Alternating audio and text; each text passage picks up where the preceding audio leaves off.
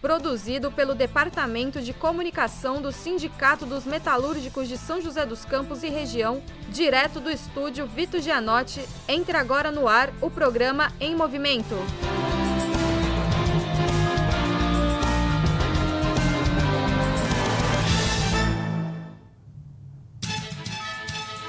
Olá, boa noite. Agora são 18h02 dessa quinta-feira, dia 31 de outubro de 2019. Eu sou Rodrigo Correia e começa agora mais uma edição do programa Em Movimento, esse espaço em que discutimos os principais fatos que mexem com a vida dos trabalhadores. E esse é um programa que, para ficar melhor, depende da sua participação. Utilize o campo de comentários e dê a sua opinião. Outro recado importante, curta a nossa página no Facebook e habilite as notificações para você ficar por dentro de nossas postagens. E agora vamos conferir a pauta do programa de hoje. Tá aí? Vamos hoje debater a conjuntura nacional e internacional. Para isso, vamos receber Toninho Ferreira, advogado e presidente do PSTU São José dos Campos. Também vamos discutir Igreja, Meio Ambiente e a Luta dos Trabalhadores, com o padre Antônio Aparecido Alves, da paróquia São Benedito. Bom, estou aqui com o Toninho Ferreira, conforme já anunciado. Tudo bem, Toninho? Boa noite. Boa noite, Rodrigo. Boa noite a todos. Tudo bem, sim. Fora o Corinthians. Fora o Corinthians. E nesse primeiro bloco eu recebo o Toninho Ferreira, que, como eu falei, ele é advogado, ex-presidente do nosso sindicato e também presidente municipal do PSTU aqui em São José. Toninho, queria iniciar falando de um assunto que teve enorme repercussão no dia de hoje. Uma declaração do filho do presidente Bolsonaro, o chamado 03, Eduardo Bolsonaro, que repercutiu muito. Bem, num contexto em que ele falava dos protestos no Chile, alguns deles bastante fortes, ele defendeu um novo AI-5. Daqui a pouco a gente explica melhor o que foi o AI-5, mas vamos, Toninho, exibir o vídeo, esse VT, em que tem essa declaração do Eduardo Bolsonaro. Pode soltar, André? Tudo é culpa do Bolsonaro, percebeu? Fogo na Amazônia, que sempre ocorre, eu já morei lá em Rondônia, sei como é que é, sempre ocorre nessa estação, culpa do Bolsonaro. Óleo no Nordeste, culpa do Bolsonaro. Daqui a pouco vai passar esse óleo, tudo vai ficar limpo, vai vir uma outra coisa, qualquer coisa, culpa do Bolsonaro. Se a esquerda radicalizar esse ponto, a gente vai precisar ter uma resposta. E uma resposta, ela pode ser via um novo AI-5, pode ser via uma legislação aprovada através de um plebiscito, como ocorreu na Itália. Toninho, o que dizer dessa declaração? Esse é um candidato a ditador, né? Esse cresceu em berço de ouro, nasceu em berço de ouro, cresceu só com leite e mel, tratado a pão de ló, e acha que a vida é assim. Um cara que nunca bateu o cartão na vida, não sabe o que é insalubridade, não sabe o que é acordar de madrugada para poder pegar ônibus para ir trabalhar, aí fica com uma posição como essa. O AI-5 nós não queremos de volta de jeito nenhum. O AI-5 é responsável por fechamento de sindicatos, por fechamento de parlamentos, por cassação de vários deputados. Então nós não queremos nada, por mortes, né? Por prisões e mortes, nós não queremos saber do AI-5. Aliás, a culpa do Bolsonaro, sim senhor. Toda a floresta amazônica, o que aconteceu na floresta amazônica, é culpa do Bolsonaro, sim, que dá autorização para que eles façam o que fizeram lá, que as pessoas façam o que fizeram. Sem dúvida é culpa dele. O óleo também é culpa dele, que ao invés de atacar a causa, ele fica querendo achar culpados, como dizendo, inclusive, que era a Venezuela. E agora está se provando que a responsabilidade aí é da exploração do pré-sal. Que parece que vai ser isso e é o mais provável, porque aparece óleo a cada vez mais. E a responsabilidade, sim. Agora, fazer essa comparação, inclusive, se acontecer o que acontece no Chile, que tem toda a nossa solidariedade, tem todo o nosso apoio, aquelas mobilizações no Chile, se acontecer aqui, vai tratar com violência? É isso a resposta que se tem? O Chile, a população está vivendo miseravelmente.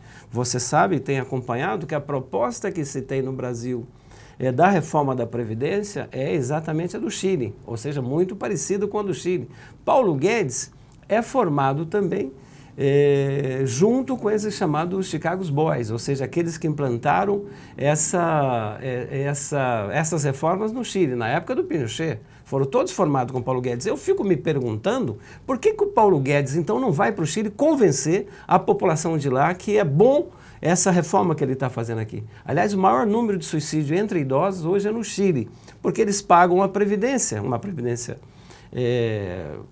como se fosse privada, e depois, na hora de aposentar, aposenta com 20%, 30% apenas. Toda a escola, a educação é uma educação privada. Então, não tem educação pública, ou é muito pequena a educação pública, e os estudantes têm que pagar depois que se formam. Então, é uma situação muito difícil, desemprego total. Foi privatizado, todas as riquezas no Chile foram privatizadas, as minas são privatizadas, e tudo isso privatizado. Agora, por isso que a população tem que lutar, e está certo lutar, tem que lutar. É uma rebelião que acontece no Chile, não só no Chile, hein, Rodrigo? No Chile, no Haiti, o Haiti também é fantástico, a luta que está acontecendo lá. Nós vimos há muito pouco tempo no Equador, onde a população também saiu às ruas, é porque ninguém aguenta mais esse projeto neoliberal. O capitalismo não responde mais às necessidades dos trabalhadores e da população pobre. É preciso mudar e é preciso lutar. É necessário fazer isso e é possível vencer. Acho que a população do Chile já foi feito várias concessões que o governo deu, já fez, já baixou. Por 4 centavos de dólar apenas começou a mobilização com a juventude, com os estudantes. Já foi feita uma concessão, já reduziu inclusive a jornada de trabalho. Agora não basta. É preciso derrubar a Pinheira sim e é preciso trocar o sistema. Não dá mais nessa situação que o capitalismo coloca a população. Isso Nós estamos com imagens aí, Toninho, dos grandes atos, grandiosos atos, mais de 1 milhão de pessoas nas ruas no Chile, e daqui a pouco esse tema vai voltar na pauta nossa, mas eu queria voltar para essa declaração aí do Eduardo Bolsonaro, que hoje ela tomou conta dos sites. Pode cortar, Gabi, para aqui para o meu notebook, tem até aqui a capa do UOL aqui, ó, tá colocando aqui, né, aqui essa manchete. Após desautorizar Eduardo sobre a AI-5, Bolsonaro diz que fala foi distorcida. Então, ele sempre relativiza, ele sempre dá um jeito de dizer, não é isso, ele faz... Você acha que esse tipo de declaração dele é um balão de ensaio, ele quer esticar a corda para ver até onde vai antes de romper? O que pretende com isso? Eu creio que toda a família pensa de uma forma ditatorial. O Bolsonaro também, todos eles, do 01, 02, 03, todos eles pensam igual. E acham que a vida é assim, que é através de repressão. Tanto é que o Bolsonaro fazia aquela apologia à Ustra. Agora é importante, Rodrigo, que toda a sociedade e todas as entidades democráticas possam responder e têm que responder a isso. Por exemplo, todos os partidos políticos, porque fecham os partidos no AI-5, hein?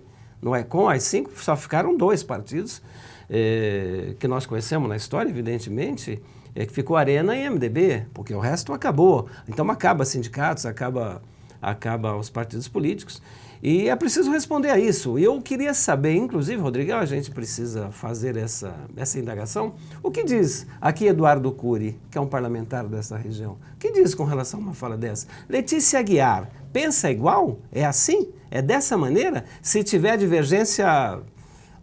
prende e arrebenta, como diria João Figueiredo? É isso?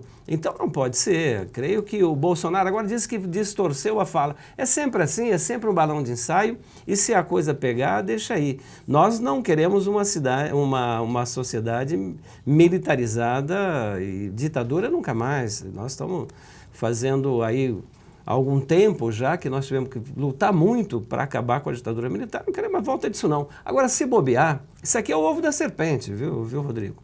Isso é o ovo da serpente. Se bobear, cresce esse movimento e eles acabam dando um golpe, um alto golpe. Bolsonaro acaba fazendo um alto golpe e que nós não podemos permitir. Nós achamos que esse governo já existiu demais, não dá para esperar 2022. Tem partidos aí, partidos de esquerda, que dizem, temos que esperar 2022. Não dá. Eles estão entregando tudo, fazendo reformas violentas contra os trabalhadores, uma visão ditatorial que eles têm. Não dá para esperar até 2022. É preciso resolver esse caso antes. Tem que fazer, tem que se mirar no Chile, se mirar no Equador, se mirar nesses países que fizeram e que estão fazendo essas rebeliões. E é bom para quem está em casa acompanhando, está na rua, no celular, né? O AI-5, como o Toninho disse, né? Reprimiu os sindicatos de forma violenta, torturou, fechou o Congresso Nacional, né? Endureceu aquela repressão violenta no regime militar e proibiu até a concessão de habeas corpus durante aquele período que parece que o Eduardo e a família como um todo é saudosa. Você mencionou, e o programa é ao vivo, nós vamos já aqui pesquisando. Aqui, Gabi, pode cortar aqui para a minha tela aqui, ó. Estou aqui no Twitter do Eduardo Cury e ele simplesmente, no momento em que todo mundo está falando sobre esse assunto, né? Rodrigo Maia, todas as vertentes estão condenando a declaração.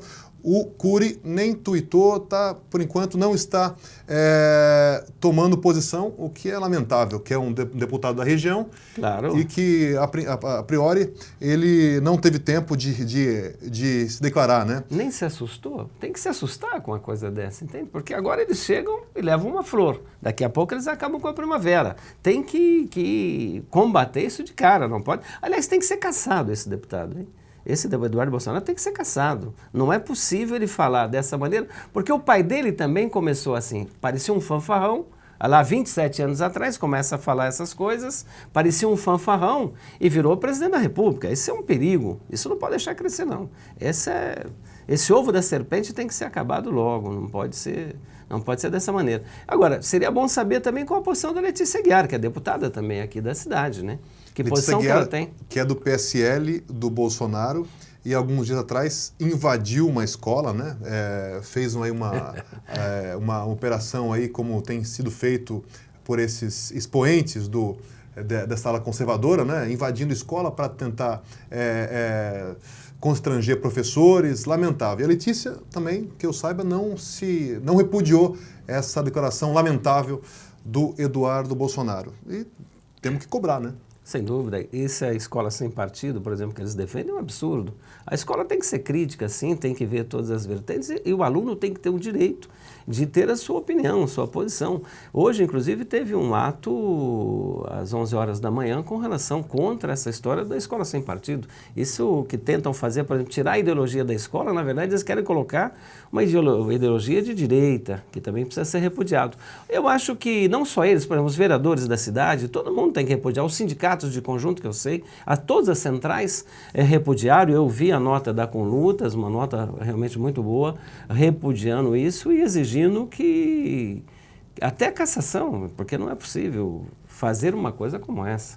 O que eu já vi que são vários parlamentares de diferentes espectros que querem uma punição para o Eduardo Bolsonaro por conta dessa declaração. Até a Joyce Hasselmann, que também é do PSL, que a gente sabe como que é aquela briga para o fundo partidário, como acontece, até ela também disse que é um crime, né? E, salvo engano, também defendeu uma punição para o seu desafeto, né? Que tudo ali até controle, né? Até pouco tempo atrás estava grudada no Bolsonaro. Agora romperam, né? O que você acha dessas idas e vindas? Idas e vindas, e parece que, na verdade, a disputa no PSL é realmente pelo fundo partidário. O Bivar, você falou do Corinthians no começo aqui, o Bivar foi presidente do Esporte de Recife. O Bivar é conhecido em Recife, é um bandido de primeira linha, como o Perrella, como tantos outros presidente de clube aí. E o Bivar se fez assim. Agora, o outro lado é igual. O que o Bolsonaro está disputando é realmente o fundo partidário. Está vendo quem vai tomar conta do cofre? É o butim que se tem, certo? São quadrilhas que dividem o butim. Agora, o butim é o nosso imposto, é aquilo que nós pagamos. Então, essa divisão entre eles aí... Agora, é importante que eles estejam condenando. Acho bom. A Janaína Pascoal também já se pronunciou e é preciso que realmente ser condenado. Agora, o que eu não acredito, Rodrigo, te digo, hein, é essa história de ir para a Comissão de Ética da Câmara Federal. A Comissão de Ética da Câmara Federal, vou te falar uma coisa, não serve para apurar absolutamente nada. Aliás, em todas as câmaras que se tem, essas comissões de éticas não servem para muita coisa. Agora, tem que ter um movimento, tanto na sociedade civil, por todo lado, e para atingir o parlamento nesse sentido e ter realmente uma cassação. Não pode ser, ele não pode falar aquilo que ele pensa, achando que isso daqui a pouco vai voltar à escravidão, que na verdade está quase, com a reforma trabalhista, praticamente está quase voltando à escravidão. E o que eles estão tentando é isso, nós não podemos permitir isso. É um absurdo total. É isso aí, Toninho. E aqui o Lauro Claudino Nunes defende cassação imediata dessas imitações de baratas de ditadores. O Laurão aqui foi violento aqui na crítica, mas tem que ser realmente rechaçado, né? Toda essa propaganda aí em relação ao regime militar. E nós que vivemos, né, Rodrigo? Eu vivi o regime militar, eu ajudei, digamos assim, a fazer a luta para derrotar o regime militar. Se estivesse no regime militar, a gente não estaria aqui batendo esse papo. Isso aqui não existiria, se por acaso... Eu chegaria aqui já um militar aqui... Sem dúvida. Tudo. E a censura, olha as músicas que foram censuradas de todo mundo, que a gente pode ouvir hoje, música de todo mundo, não só do Chico ainda, do Roberto Carlos também, de todo mundo foi censurado. E é uma coisa que não é possível mais, no século XXI, ficar defendendo umas coisas como essa, isso não dá. Toninho, agora outro assunto que também tomou as manchetes essa semana foi notícias que davam conta do envolvimento muito próximo do presidente Bolsonaro com a morte, o assassinato da vereadora Marielle Franco. Inclusive, na terça-feira, o Jornal Nacional mostrou uma reportagem em que lá o preenchimento, né, da portaria, né, em que um dos envolvidos com a morte da Marielle, né, um dos suspeitos, né, o Elcio de Queiroz, acabou interfonando, segundo o depoimento do porteiro, né, 2 vezes depois, que ele interfonou para a casa do Bolsonaro e para depois visitar uma outra figura, que é o Rony Lessa, que também estaria envolvido nessa trama, né, na morte da vereadora Marielle Franco. E depois houve um desmentido, houve uma correria danada, entrou Sérgio Moro, entrou o Aras, novo PGR, enfim, aí colocaram alguns áudios tentando desmentir, mas está muito nebulosa essa história ainda. O que você achou dessas notícias que tomaram conta do noticiário essa semana? Vai se comprovando, né, Rodrigo, que esse envolvimento é um governo de milicianos, que vai se comprovando que tem esse envolvimento, nós não temos dúvida disso. Você veja esse condomínio que mora Vivendas da Barra, né, que mora o Bolsonaro. Aliás, ali é cheio de miliciano, é impressionante. Agora, como um ex-soldado, um militar, tem uma mansão num condomínio daquele, só não pode ser com o suor do seu trabalho. Um soldado que trabalha aí na rua não consegue isso, não. Nenhum militar que está aí na rua não conseguiria isso. Agora, o que eu penso, veja você, eu não moro em condomínio fechado, mas quem mora em condomínio fechado, quem é muito visitado, se aquele personagem visita muito uma sua casa, o porteiro mais ou menos já conhece, já sabe, fala, olha, você chega lá e ele já fala, bom, o Rodrigo está indo lá para a casa do Lucas. Porque o porteiro já conhece, por isso ele escreve. Aquilo não é à toa, não é porque de repente apareceu uma figura desconhecida, está lá a figura desconhecida e ele resolve colocar lá que está indo para casa o número 68. Até isso a gente tem que decorar, acaba decorando umas bobagens dessas. Agora, eu penso que tem envolvimento sim, porque tudo é combinado, hein? Aquela atitude do Bolsonaro na madrugada, lá da Arábia Saudita, aquilo foi combinado. Ele já sabia, o Witzel já tinha falado para ele que ele estaria ali. O Toffoli já sabia, então já avisou o Bolsonaro. Tudo meio que combinado, então tem uma reação forte. Agora, vamos ver se a Rede Globo tem bala na agulha e se vai querer levar isso adiante, porque a ameaça que ele fez é não renovar a concessão, isso é um perigo. Porque, sinceridade, Rodrigo, eu prefiro que a imprensa fale mal de mim do que não exista imprensa. Eu prefiro que a imprensa exista, mesmo que seja para falar mal de mim. Acho melhor isso. Aliás, em todos os envolvimentos que nós tivemos um pouco mais violento, como foi o caso do Pinheirinho, ou como foi a greve da GM de 85, ou as greves que nós fizemos na Embraer, eu preferia que a imprensa estivesse por perto. Mesmo que fosse para me condenar, mas eu preferia que ela estivesse por perto. E eu penso isso. Agora ele ameaça até uma concessão? Que é isso? Ele ameaça não renovar a concessão da Globo em 22, né, para tentar fazer para retaliar. Para retaliar, então. Mas eu penso que tem coisas por trás aí, que evidentemente... Agora, o que é mais interessante, você viu o Ministério Público do Rio? Aquelas 3 promotoras fizeram campanha para o Bolsonaro, uma delas, inclusive, abraçado com aquele deputado que quebrou a placa da Marielle Franco. Que isso? Toninho, você mencionou aí o presidente tresloucado ali, amalucado. Põe no ponto, André, aí, por favor, o vídeo do Bolsonaro. Vamos ouvi-lo um pouco e divide a tela para o Toninho acompanhar e depois comentar aí o presidente lá das Arábias, totalmente consternado aí, depois dessa revelação que a Globo fez na terça-feira. Pode soltar. Qual a intenção disso tudo?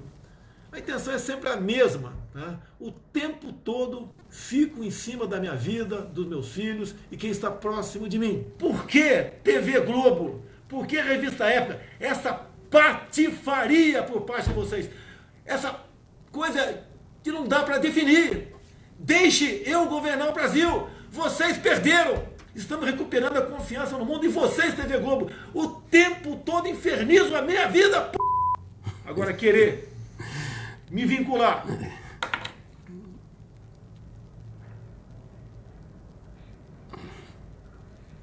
à morte da Mariela, seus patifes da TV Globo, seus patifes, canalhas, não vai colar. Não devo nada a ninguém. Não tinha motivo nenhum para matar quem quer que seja no Rio de Janeiro. TV Globo, isso é uma patifaria.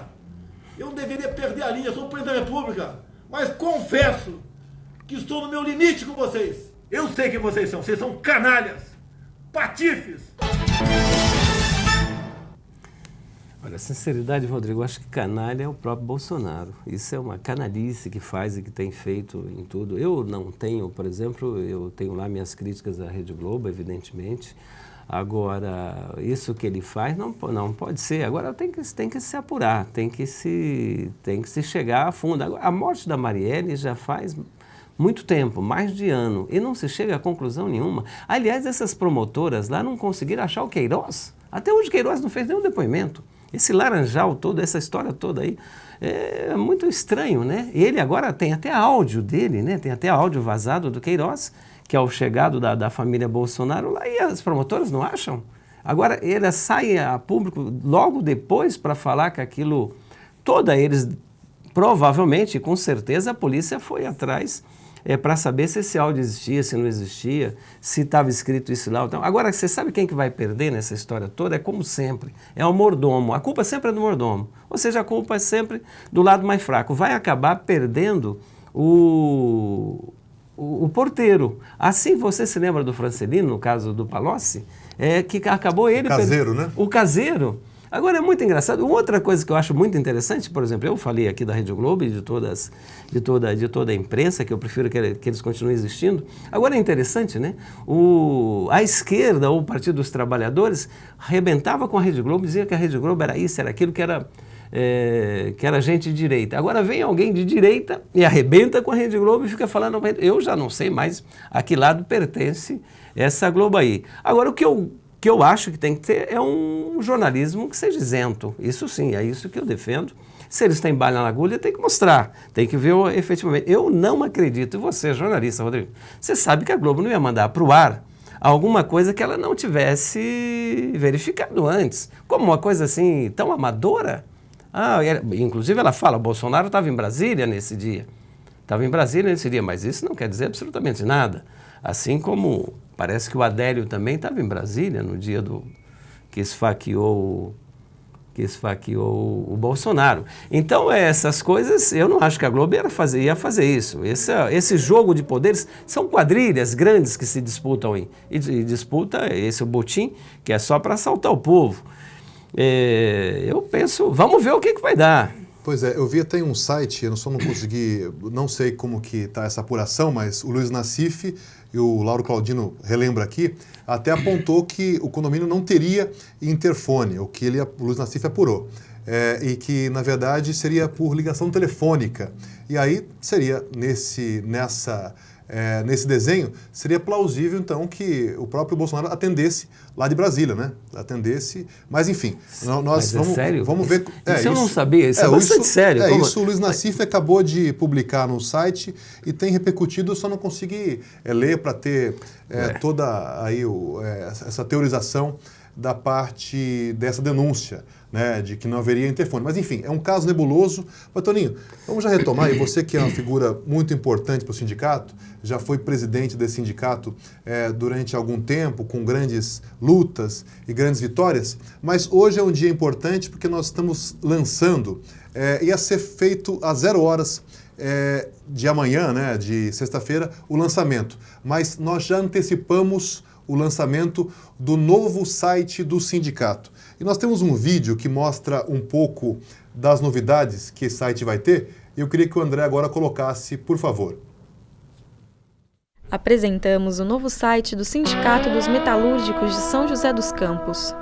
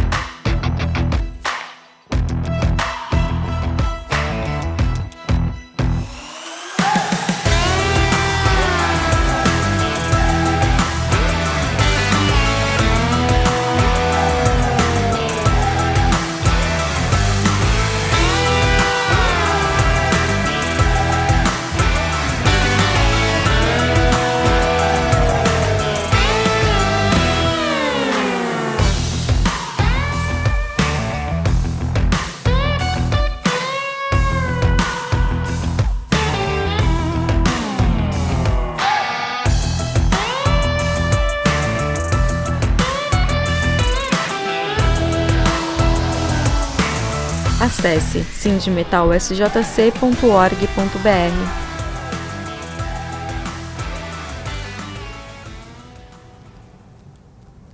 Tá aí, Toninho, esse é o novo site do sindicato. Pode cortar aqui para o meu micro, aqui, por favor, Gabi. Então, estou aqui ao vivo com o novo site, já está aqui no ar com essa declaração explosiva do Eduardo Bolsonaro. Enfim, então convido você para navegar e conhecer esse novo site do sindicato. E, Toninho, antes que você fale um pouquinho também sobre isso, deixa eu colocar aqui, mostrar para o pessoal. Gabi, espera um pouquinho só, deixa eu espelhar aqui meu telefone também. Deixa eu ver se vai entrar aqui na página certa, né? Pronto. Aqui pode cortar, Gabi. Isso aqui é a tela do meu telefone. E o site já se adapta à mídia, ao dispositivo que você navega. Então, se você está no computador, ele vai acessar de uma forma mais ampla. Se for no celular, você vai já acessar de uma forma mais fácil para leitura no telefone celular. Então, Toninho, é isso. Acho que é uma boa notícia para quem quer ficar informado, né, de notícias da categoria. Sem dúvida, Rodrigo. Isso é uma boa notícia. Parabéns a você, parabéns à tua equipe, parabéns ao sindicato, parabéns aos trabalhadores, porque é preciso ir modernizando, não tenha dúvida disso. Aliás, a internet fez 50 anos agora, semana passada, e é importante isso, né, que se faça esse tipo de coisa. Como a informação é muito rápida, né? Esse caso do Eduardo Bolsonaro aconteceu e já o mundo todo sabe. Então é muito rápido isso. E parabéns a vocês, que continuem crescendo assim. Quem sabe futuramente vamos ter aí uma televisão, uma rádio, tudo isso. Acho para a categoria merece isso. Parabéns. Ô, Toninho, nós estamos já quase no encerramento desse bloco e queria deixar agora para você o microfone aberto para você falar um pouco sobre essa conjuntura atual aí, dos caminhos que o PSTU vê aí para o futuro, enfim, esse governo que a gente vê que cada dia é uma notícia terrível, né? E além do que, as declarações que eles falam, né? Essas amalucadas, a economia que não anda, o desemprego aí que assola milhões de trabalhadores, ataca o meio ambiente, você disse do nosso Nordeste aí, atacado com essa crise desse petróleo derramado. O que você vê aí em relação ao futuro? Eu vejo que algum movimento embaixo tem acontecido e vai ter que acontecer. Em qualquer momento, essa fagulha pode pôr fogo aí na população novamente e que sair grandes mobilizações. No Chile, foi 4% de dólar no preço da passagem. No Líbano, foi apenas a cobrança do WhatsApp, passaram a cobrar algumas transmissão de WhatsApp. E isso fez com que a população se levantasse. Eu acho que no Brasil também deve acontecer e vai acontecer isso. Assim como aconteceu em 2013 também por 20 centavos da passagem. Sabe por quê? Porque os ataques são muito grandes. Reforma da Previdência, reforma trabalhista. Hoje, a massa salarial diminuiu muito. A população está com muita dificuldade de viver. 13 milhões de trabalhadores desempregados. A população de rua tem aumentado. A situação nossa está muito ruim. Então, é preciso fazer essa movimentação. E o capitalismo já não tem como responder, né, Rodrigo? Veja só, o capitalismo é o único sistema que, se está tudo bem, ele tem que cair para poder voltar a dar lucro. E não pode ser que 6 pessoas tenham a riqueza de 100 milhões, ou seja, alguns bilionários ou trilionários que têm uma riqueza dessa. Então, essa diferença, dessa desigualdade, tem que acabar. Então, a população já não suporta mais, já não aguenta mais. Você vê, fechou a Ford. Ontem, uma coisa triste, fechar a Ford. Eu me lembro de grandes lutas na Ford. Aqui a GM fechando uma parte de motores. E não é porque o sindicato é radical, coisa nesse sentido. Esse sindicato aqui, nós temos orgulho da história desse sindicato. Lá na Ford, em São Bernardo, eles entregaram todos os direitos, todos, não sobrou nada. E fecharam a fábrica. Então, essas coisas que vão se transformando, vão mudando. E por isso a população tem que fazer grandes mobilizações, a exemplo do que está fazendo no Chile. Nós não temos dúvida disso. E nós torcemos para que isso aconteça e nós esperamos que a população possa fazer isso para poder mudar a sua situação, mudar um regime, mudar uma situação, mudar a vida como é, não dá mais. É preciso ter direito, sim, a comer, a beber, ter direito à moradia, ter direito a se vestir, ter direito ao lazer. Por que não? É isso que nós defendemos para a população e achamos que vai ser dessa maneira. Mais dia, menos dia, vai ser assim. Obrigado, então, Toninho Ferreira, presidente do PSTU em São José, pela entrevista e volte sempre, é muito importante sempre a sua presença para fazer essas considerações, análises do nosso país e também da cidade, né? Depois temos que voltar para falar um pouco de São José também, porque aqui o Feliz também está deixando muito a desejar. Daqui a pouquinho, Toninho, vamos receber aqui o padre, também Toninho, né? O padre Antônio Aparecido Alves, que vai falar um pouco sobre como ele vê a questão do meio ambiente, como que a igreja preparou o Sínodo da Amazônia, que também foi criticado aí por essa ala conservadora, né? E também falar um pouco sobre a luta dos trabalhadores. Então, daqui a pouquinho, após o nosso intervalo, a entrevista com o padre Antônio Alves, da Diocese de São José. Até já.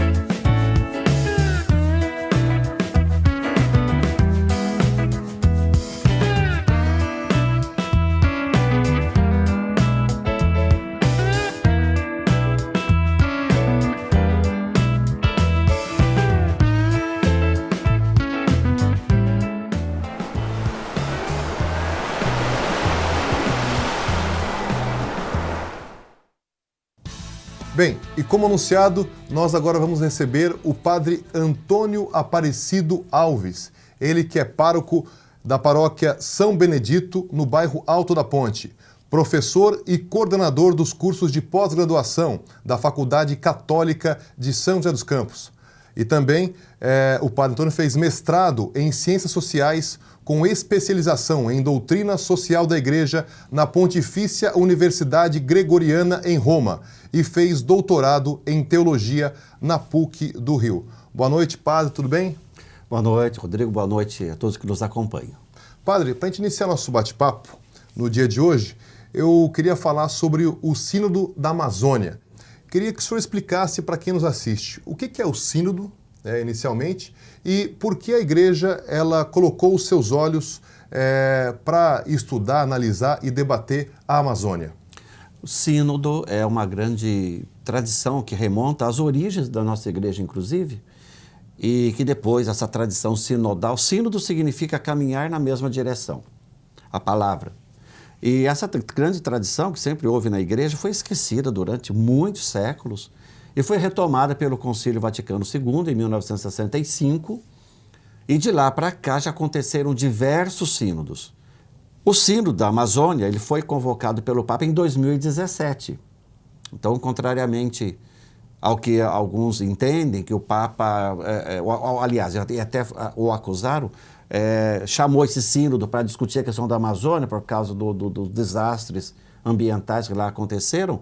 Esse sínodo já estava programado já há algum tempo, desde 2017, e sendo trabalhado especialmente por causa das questões pastorais que envolvem o atendimento da Amazônia.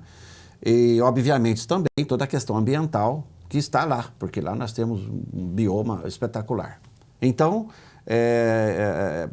então essa digamos, atenção, né, que a igreja deu para a Amazônia como sendo um assunto no qual nós devemos caminhar na mesma direção, como traduz a palavra sínodo, que é uma palavra do grego. Perfeito. E, padre, nós tivemos, né, o senhor mencionou aí que teve alguns setores que interpretaram de forma diversa esse evento da igreja, inclusive tentando dizer que o Papa tinha alguma conspiração, não sei o que eles pretendiam dizer, mas em relação ao governo atual, o governo Bolsonaro. Inclusive, um ministro importante do governo, o chefe do GSI, que é o Gabinete de Segurança Institucional, general Augusto Heleno, até chegou a dizer que a Amazônia brasileira é assunto do Brasil, querendo, na visão dele, rechaçar algo como uma interferência externa. Então, isso não procede de forma alguma. Absolutamente, e para nossa tristeza, eu digo nossa enquanto pessoas de igreja, o mesmo ataque, digamos, também aconteceram de grupos dentro da igreja. Pessoas que supostamente amam o Papa, amam a igreja, com esse mesmo discurso, dizendo... Eu, inclusive, na nossa semana teológica, na Faculdade Católica, na sexta-feira ou na quinta-feira, um dos últimos 2 dias da semana teológica, o tema foi sobre o Sínodo da Amazônia. E um grupo que lá estava e que foi já com o objetivo de tumultuar a apresentação, veio exatamente com essas mesmas acusações. Inclusive dizendo que a igreja tem que salvar almas e não salvar árvores, e que isso aí não é missão da igreja, querer salvar florestas, etc. Mas foi algo assim tão ridículo, que uma intervenção tão mesquinha e boba, que o conferencista, que era um frei de São Paulo, com muita polidez, com muita elegância, com muita educação, ouviu e deu as devidas explicações, e as pessoas que lá estavam não esboçaram nenhuma reação. Eu acho que quem falou imaginou que seria aplaudido e coisa e tal, coisas do gênero, mas não foi. Então, para dizer que essas reações, né, contrárias ao sínodo acontecem não só nesses ambientes que você falou, extra muros da igreja, mas dentro da igreja também, lamentavelmente, temos pessoas que têm esta compreensão equivocada do sínodo. E é bom que se diga, né, que o Papa Francisco tem até uma preocupação bastante grande com relação ao meio ambiente. Tanto é que ele fez uma encíclica sobre o tema. Exato. O Papa Francisco tem uma encíclica social chamada Laudato Si, em latim, e Louvado Sejas, em português. E ela faz parte, essa Laudato Si, faz parte de um conjunto um pouco maior, e que nós chamamos Doutrina Social da Igreja. É a 14ª encíclica social. A primeira foi em 1891, chama-se Rerum Novarum, das coisas novas, sobre a condição dos operários, lá no final do século XIX. Depois foram se sucedendo diversas encíclicas sociais. E como você lembrou, tem uma encíclica dedicada à questão ambiental. Agora é importante a gente frisar o seguinte para todos. Quando essa encíclica foi lançada, a mídia internacional saudou como sendo uma encíclica verde, uma encíclica ecológica. O Papa Francisco fez questão de dizer que não. Esta é uma encíclica social. E por que ele se preocupa com a questão ambiental? Porque ela impacta na vida dos mais pobres e dos mais vulneráveis. Esses são os que sofrem com as mudanças climáticas e com toda a depredação ambiental. Quem sofre são os pobres. E por isso o Papa Francisco na ocasião, fez questão de frisar: esta não é uma encíclica verde, esta não é uma encíclica ecológica, esta é uma encíclica social, porque as questões ambientais impactam na vida dos mais pobres. Eu sempre gosto de lembrar, Rodrigo, que aquele filme 2012, aquela ficção sobre o fim do mundo, eu sempre digo para as pessoas: vocês lembram como é que terminou aquele filme, 2012? 4 arcas foram construídas e um grupo grande de pessoas, os que puderam pagar para embarcar naquelas arcas, foram salvos daquela destruição.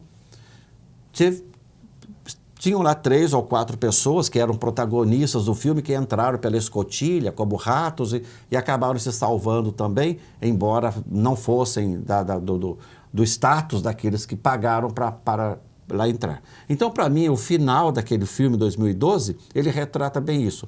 A questão ambiental impacta na vida de quem? Dos mais vulneráveis, dos mais pobres, dos mais sofridos.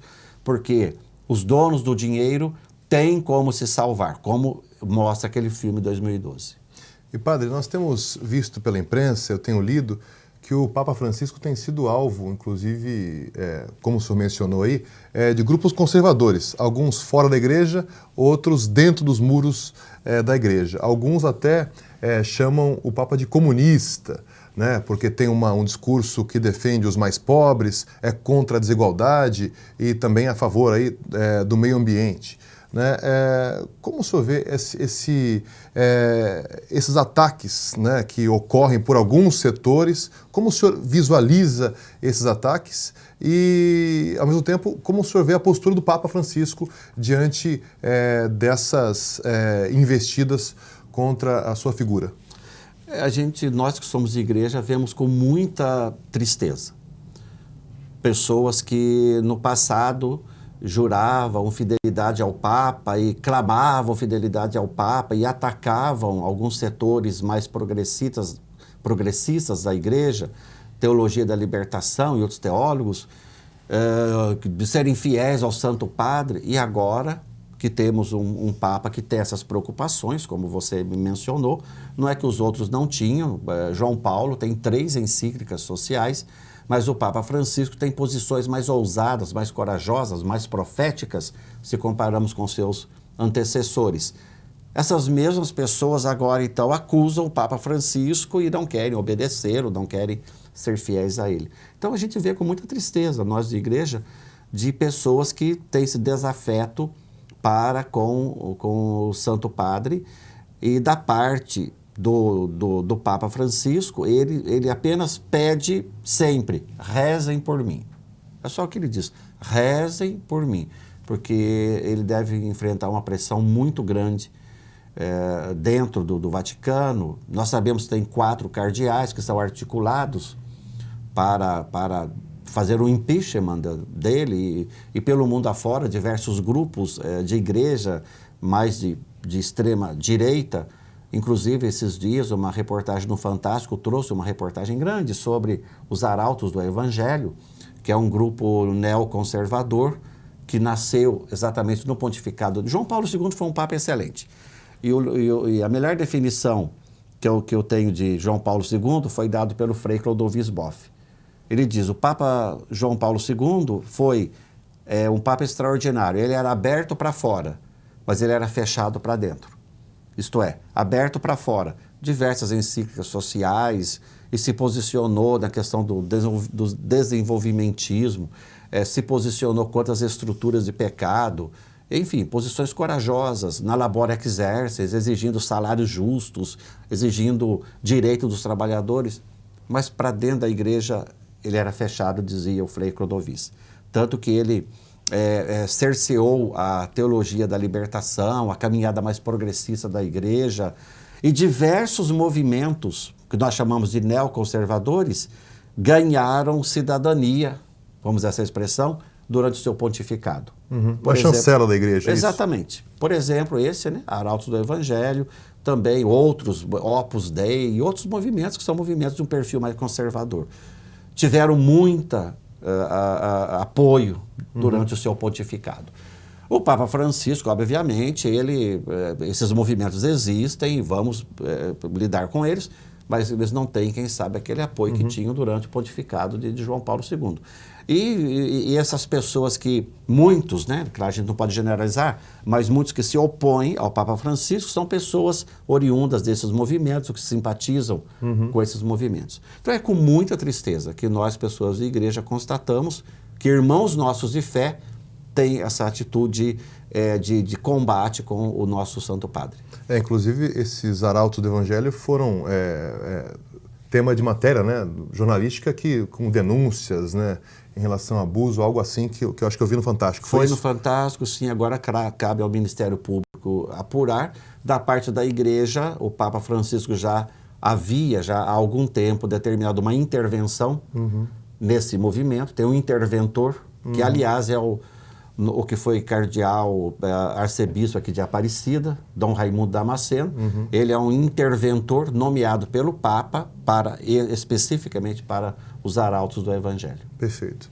O que eu também vi, padre, sobre essa questão aí, né, que a gente lê muito e vê algumas bastidores, algumas coisas podem ser reais, outras fantasiosas, que aquele pensador político, articulista, ligado à informática, Steve Bannon, que esteve por trás da eleição do Trump, também teria colaborado para a eleição do Bolsonaro, também estaria morando em Roma e parece que, de alguma forma, pensando como minar o poder do Papa, porque ele veria nesse poder do Papa Francisco, né, algo a se combater pelas posições que ele coloca. Bom, não sei se isso é verdade. Sim, eu também vi matérias nesse sentido e não é de se duvidar, mas também não é de se temer, porque a gente sempre acredita, no nosso caso de igreja, sempre cremos na fé, na força do Espírito Santo, na força do Evangelho, e cremos especialmente que o Papa Francisco é alguém que o nosso tempo precisava, né? que a nossa igreja precisava. E nós cremos que o Papa Francisco também está, trazendo essa primavera para a Igreja Católica. E a gente sempre diz vida longa para o Papa Francisco. E sobre ele mesmo, nós temos um vídeo que a Gabi vai colocar no ponto agora, para exibirmos que o Papa fala sobre a importância de se garantir direitos aos trabalhadores e emprego a quem está desempregado. Gabi, está no ponto? Então, pode rodar.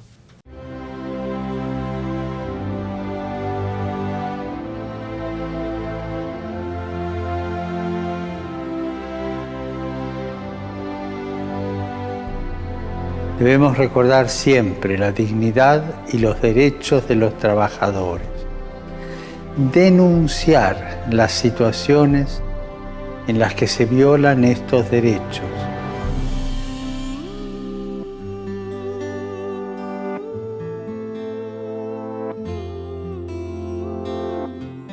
Y ayudar a que contribuya a un auténtico progreso del hombre y de la sociedad.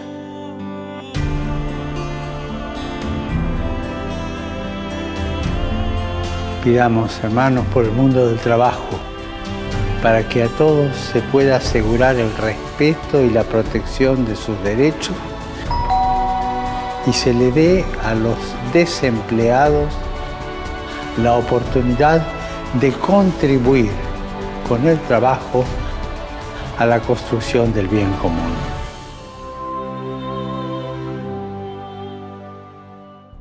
Padre, à luz dessa exposição do Papa Francisco, como o senhor vê o atual cenário brasileiro, em que atualmente os direitos dos trabalhadores estão na mira e, de certa forma, o privilégio do andar de cima, daqueles grandes empresários, os banqueiros, continua intacto. Vamos só recordar um pouquinho a quem nos assiste, só nesse ano, né, nós já tivemos a extinção do Ministério do Trabalho, depois de 80 anos.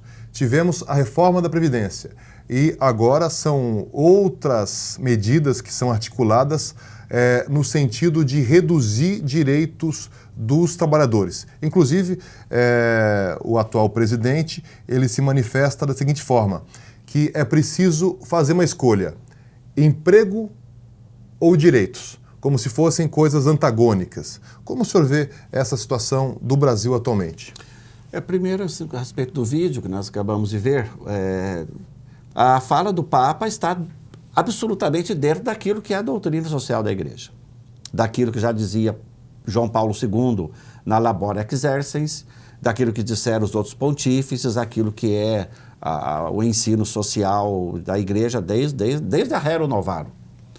E com relação ao momento atual, a CNBB se manifestou, seja sobre a reforma da Previdência, seja sobre a reforma trabalhista, dizendo que ambas escolheram o caminho da exclusão, ao invés de buscar o caminho da inclusão social. E Dom Leonardo, era o secretário da CNBB, secretário-geral, deu diversas reportagens, trazendo o posicionamento da entidade. As notas foram emitidas, tanto sobre a previdenciária quanto a reforma trabalhista, evidenciando essa perda de direitos que a reforma trabalhista trouxe. O enfraquecimento do trabalhador frente à classe patronal. E lamentável, sob todos os pontos de vista. E essas afirmações do presidente são afirmações lamentáveis, dizendo que ou direitos ou empregos, e infelizmente há pessoas que embarcam nessa bipolaridade, achando que uma coisa exclui outra, que as duas não podem caminhar juntas, e com isso então ficam querendo que direitos seculares sejam anulados. Então é lamentável a situação em que realmente o trabalhador está em nosso país fragilizado diante da reforma que foi aí feita, seja a previdenciária, seja a trabalhista. Perfeito, padre. E como o senhor vê, também ainda pegando um pouco desse tema, em que as pessoas aí estão à flor da pele, né? E muitas vezes deixam de pensar um pouco e agem com muita emoção e não conseguem ver que o país está estagnado, a economia não está caminhando e continuam defendendo a ferro e fogo as suas posturas, né? Falta um pouco de reflexão na minha avaliação. Mas, padre, o clima de ódio, ele contamina muito o ambiente político no Brasil. Eu acho que talvez na história nós não tenhamos tido momento de tanta polarização e de tanta contaminação pelo ódio. E isso, inclusive, nós citamos isso agora há pouco, na igreja também ocorre. Tem alguns setores que continuam ainda fechadas a esse entendimento. Eu queria que o senhor me dissesse, esse clima de ódio, ele é bom para a democracia? Eu creio que não, e o senhor deve concordar comigo. E como a gente superar isso, né, para a gente caminhar juntos numa sociedade que seja mais igualitária, que seja justa e que possa combater tantos privilégios, como eu disse, do andar de cima? Obviamente que não é bom para a democracia, né? E a polarização, sempre houve polarização. Aqui no Brasil, a gente sabe, sempre foi polarizado lá, PSDB e PT, isso aí é histórico.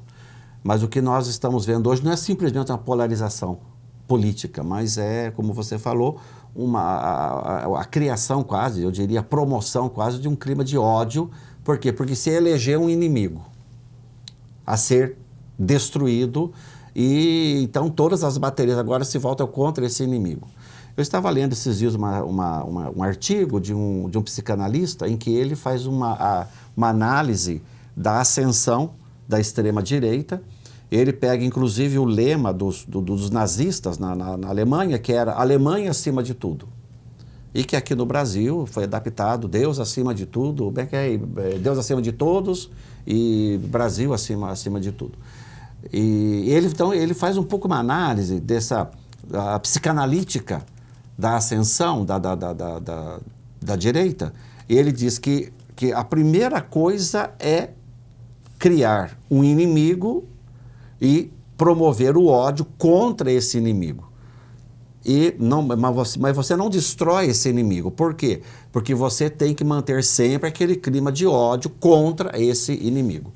E que na Alemanha nazista eram os judeus, na Itália fascista eram os ciganos, e aqui no nosso caso são os chamados partidos de esquerda.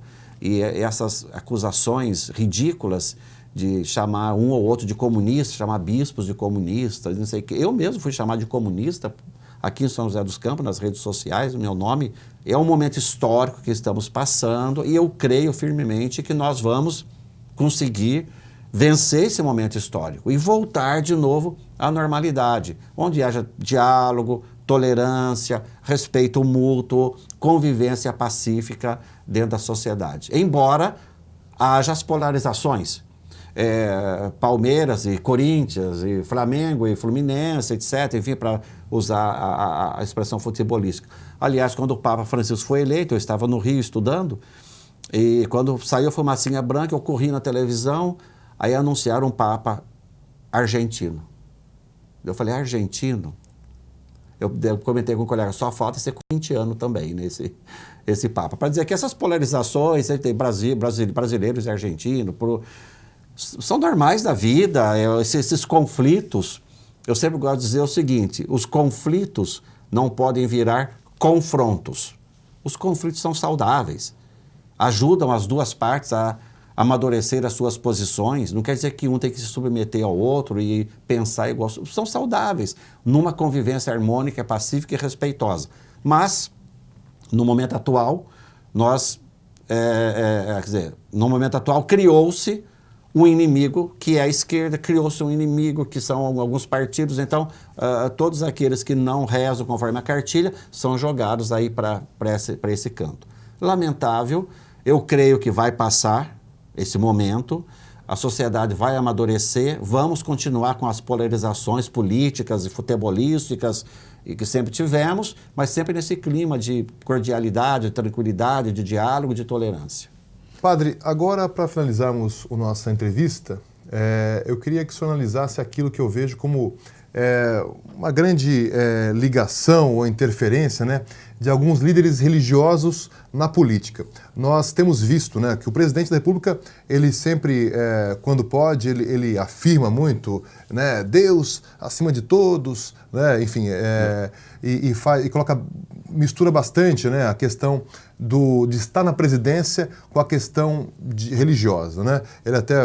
Ele sempre vai a templos religiosos, já esteve na igreja do Edir Macedo, sempre também recebe apoio do pastor Silas Malafaia. Enfim, como o senhor vê essa ligação religião com esse setor que hoje está no poder, mais conservador, ultradireita? Como o senhor vê essa situação?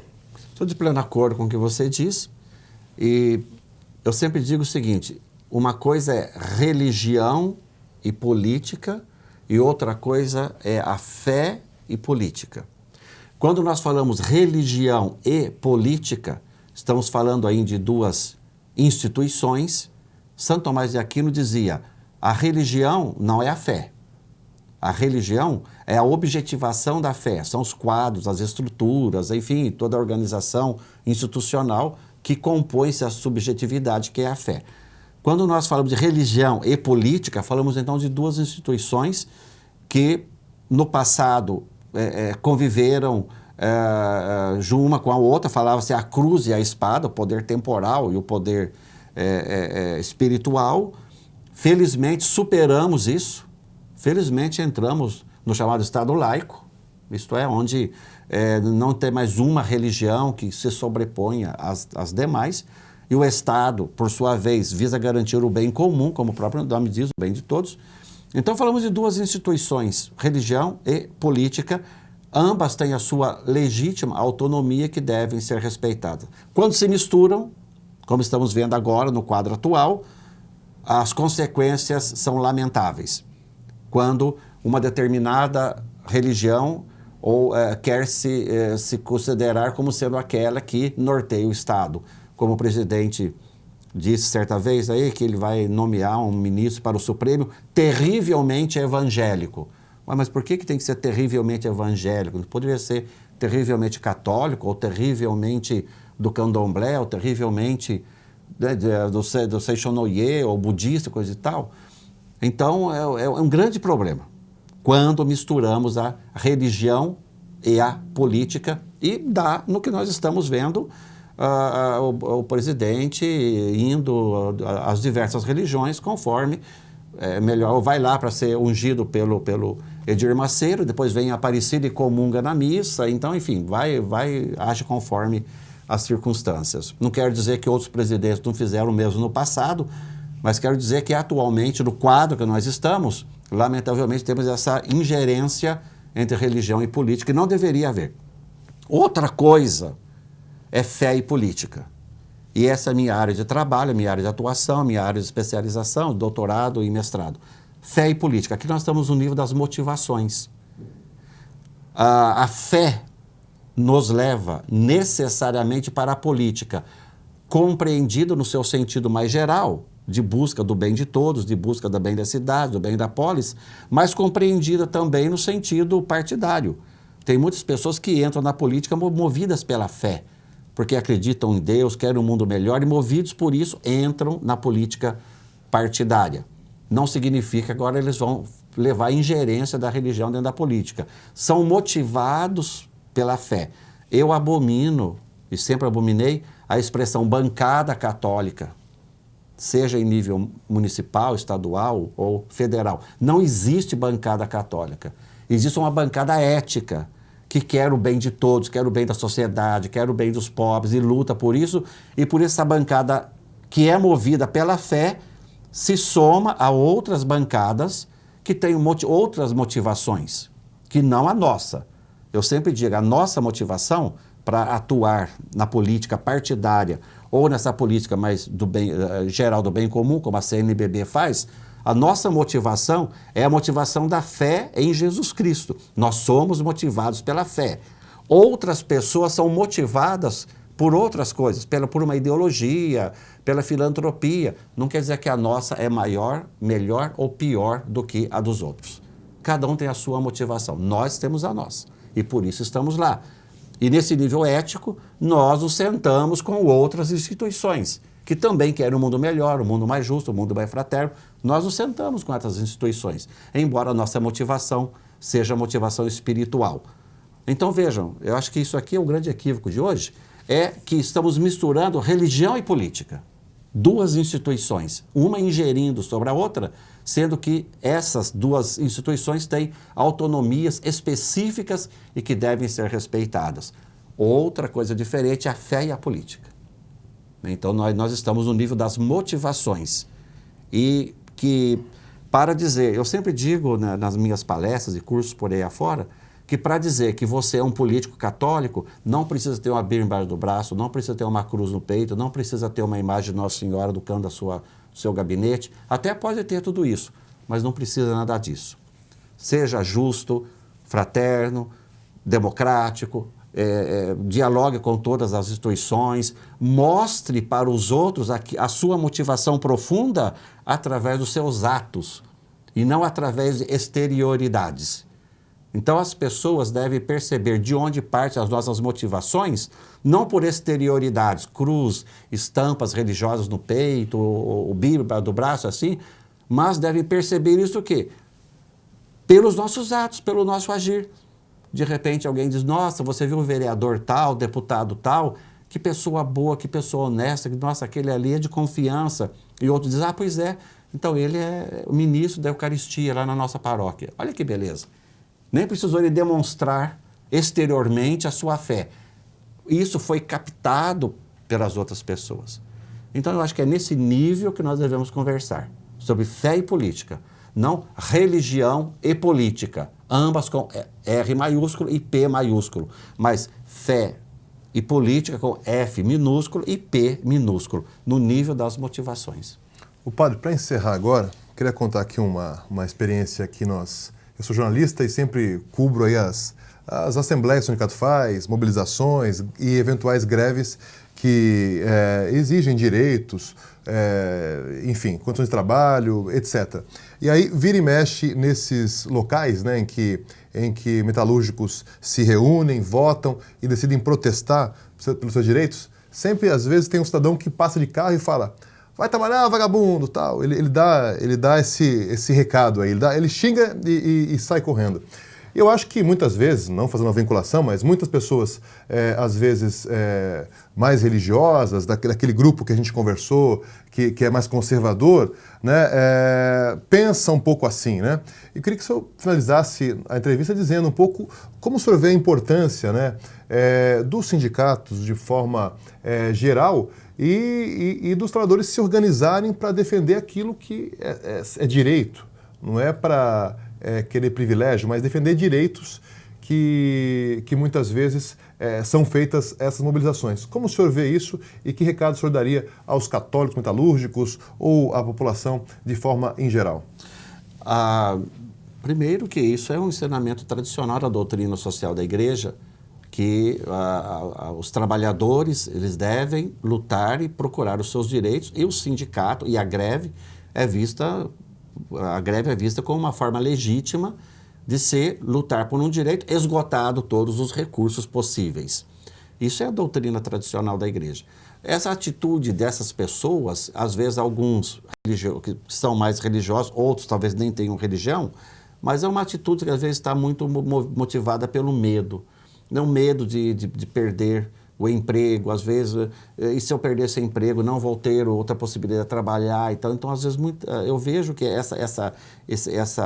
o medo, às vezes, leva as pessoas a não aderirem a essas pautas, aderirem a essas lutas.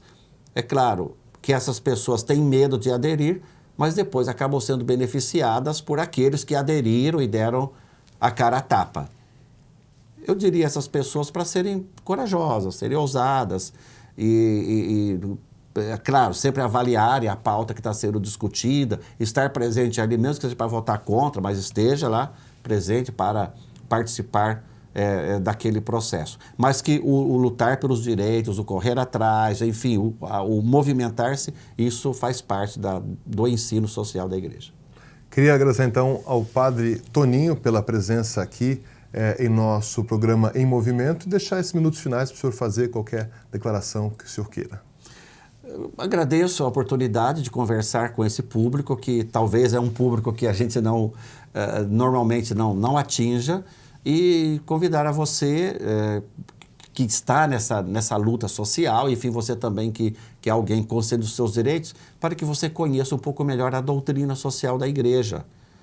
Eu tenho um blog com diversos temas e assuntos, até talvez podemos depois colocar aí embaixo. Pode colocar. Esse blog meu se chama caminhosevidas.com.br, tudo no plural, caminhosevidas, tudo junto.com.br, e ali você vai encontrar muito material sobre doutrina social, muitos ensinamentos, o próprio compêndio da doutrina social da Igreja, que traz todo esse arcabouço de ensinamentos, os documentos sociais, vai encontrar também lá, e além de participações minhas na Rede Vida, toda terça e quinta, falando sobre doutrina social, além da liturgia diária, você que é religioso, gosta de acompanhar a leitura do dia, o evangelho do dia, lá tem a leitura do dia, o evangelho do dia, uma pequena reflexão para te ajudar também.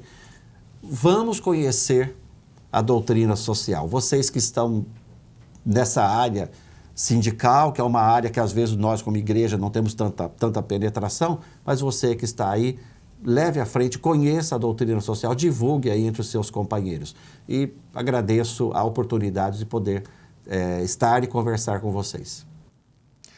Obrigado, então, padre Toninho, pela entrevista. Agora são 19h12, nós estamos com o tempo bem estourado, mas eu quero ler os comentários que o pessoal aqui colocou, né?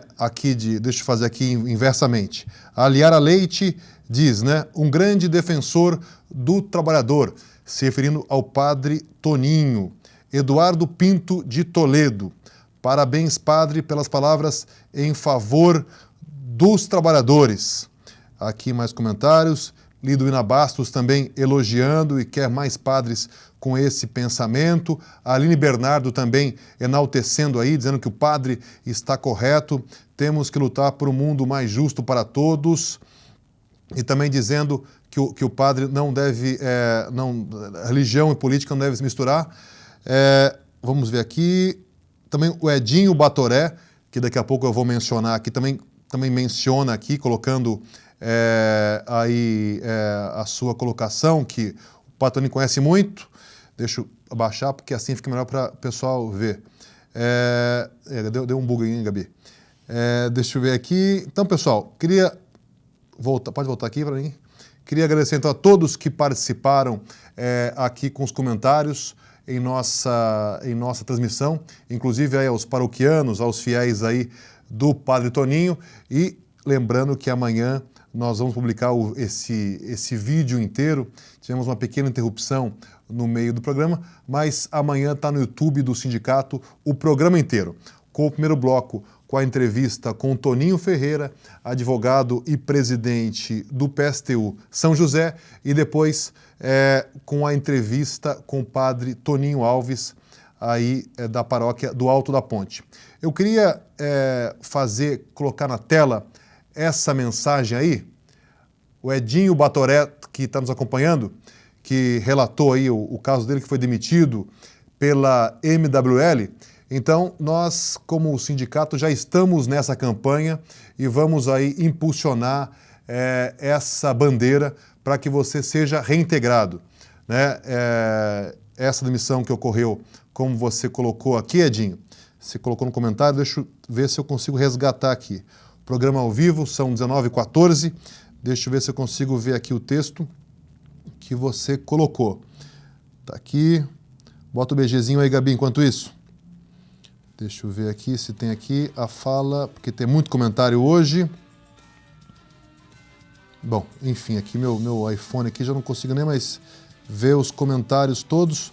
Mas enfim, um companheiro que foi demitido aí de forma arbitrária. Ele coloca aqui. Que ele acabou sendo vítima de doença ocupacional e foi demitido injustamente por várias vezes se negar a fazer o desvio de função que as empresas costumam realizar, né? Então, ele coloca aqui que foi uma covardia da direção da empresa, mas agora, Edinho, nós estamos contigo, Edinho Batoré, nós estamos contigo aí para mobilizar, né, e defender a sua reintegração por conta dessa demissão injusta. Esse é o Programa em Movimento, sempre colocando aí as pautas dos trabalhadores em primeiro lugar. Agora são 19h15, nós já passamos muito tempo, mas por último queria reforçar a você que nos acompanha para visitar o novo site do sindicato que foi lançado agora há pouco. Pode cortar aí, Gabi, nós temos aqui o novo site já no ar. E você, então, quando tiver condições, visite e se informe das notícias da categoria. O endereço é www.sindimetalsjc.org.br. Está aqui embaixo. Gabi, obrigado. sindimetalsjc.org.br. Então, pessoal, queria agradecer a todos que participaram do nosso programa de hoje e também a nossa equipe de produção, que costumeiramente está aqui às quintas-feiras para fazer esse programa acontecer. Ao Lucas Martins, a Gabriela Fani e ao André Barbosa. Eu sou Rodrigo Correia e nos veremos na quinta-feira, às 18 horas, na próxima edição do programa Em Movimento. Até lá!